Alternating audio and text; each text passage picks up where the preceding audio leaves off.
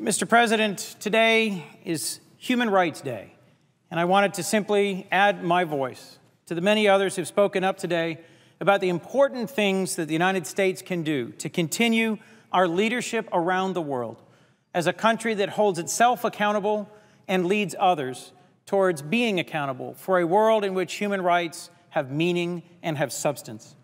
There are two things that we can do between now and the end of this calendar year that will make a significant contribution to human rights and to the United States global leadership. First, the House of Representatives can take up and pass VAWA, the Violence Against Women Act reauthorization bill passed months ago by this chamber, a strong, broad, sensible reauthorization bill that I think well deserves consideration and passage by the other chamber. And second, TVPA, the Trafficking Victims Protection Act, needs to be reauthorized. I was proud last month to join with Senator Portman and with you, Senator Blumenthal, as the three of us jointly founded the Caucus to End Human Trafficking.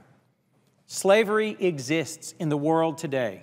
In this country and around the world, there are victims of human trafficking whose voices demand to be heard.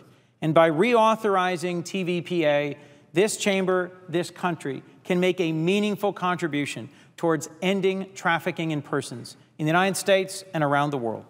So, Mr. President, I simply wanted to add today, on Human Rights Day, those two simple calls for action so that this body, this Congress, this country can continue our global leadership.